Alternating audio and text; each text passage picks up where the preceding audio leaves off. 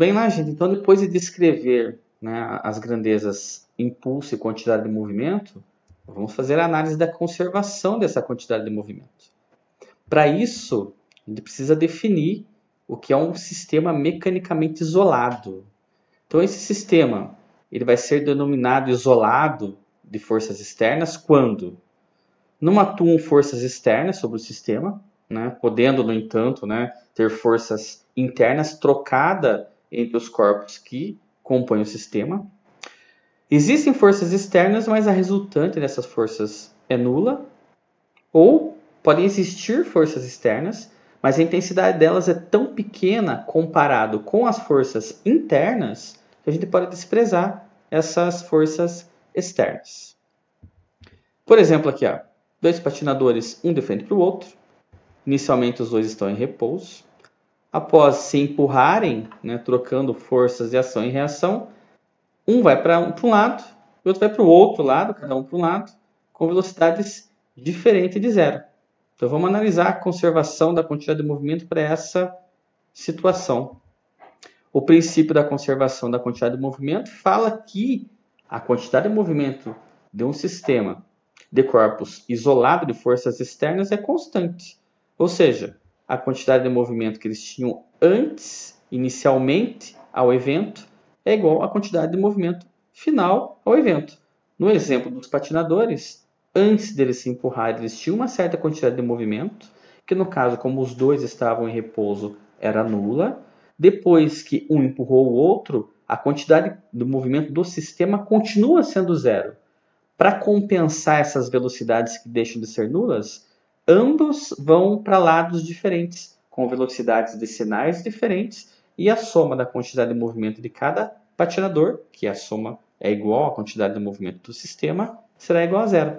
Hoje ele pode escrever que a quantidade de movimento antes do evento, no caso dos patinadores é um empurrão entre eles, é igual à quantidade de movimento depois do evento. Aqui outro exemplo, um sisteminha com dois corpos A e B, presos por uma cordinha e uma mola comprimida entre eles. Antes, esse sistema tem essa quantidade de movimento aqui, ó, MAVA. MAVA é a quantidade de movimento do corpo A, mais MVVB, que é a quantidade de movimento do corpo B. Depois, cortou a cordinha, vai um para cada lado, né, com as suas velocidades, porque a mola vai tentar voltar ao tamanho original, empurrando o corpo para cada lado. E a quantidade de movimento depois, que é a quantidade de movimento final, seria MAV'. A linha na velocidade do A é para diferenciar a velocidade antes do evento, velocidade inicial, com a velocidade depois do evento, velocidade final. Mais MVVB', também para diferenciar a velocidade depois do evento, tem linha, antes do evento, sem linha. Por exemplo, bem clássico exemplo, um canhão de artilharia horizontal de 1 tonelada, dispara uma bala de 2 kg que sai da peça com velocidade de 300 metros por segundo. Admita a velocidade da bala é constante no interior do canhão e determine a velocidade de recuo da peça do canhão. A bala tem uma massa de 2 kg. Inicialmente ela está em repouso, antes do evento, que é o tiro do canhão. E após o evento, a velocidade linha, que é a velocidade final, né, é de 300 metros por segundo. O canhão tem uma massa de 1 tonelada, são 1.000 kg. Inicialmente também está em repouso. E após o tiro, que é o evento, né, a velocidade depois, com índice linha, a gente vai ter que calcular. Então vamos usar aqui a conservação da quantidade de movimento. A quantidade de movimento antes do evento é igual à quantidade de movimento depois do evento.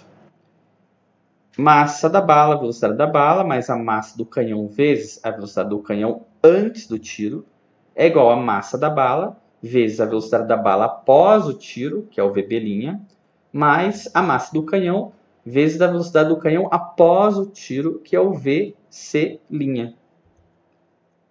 Antes, eles estavam em repouso, então o VB e o VC, a velocidade da bala e a velocidade do canhão vai ser zero.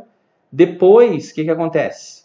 Massa da bala, 2 kg, velocidade com que ela sai do canhão, 300 metros por segundo. mais a massa do canhão, 1.000 kg, vezes a velocidade do canhão após o tiro, que nós vamos descobrir. 0 é igual a 2 vezes 300, que é 600, mais 1.000 vezes a velocidade do canhão após o tiro.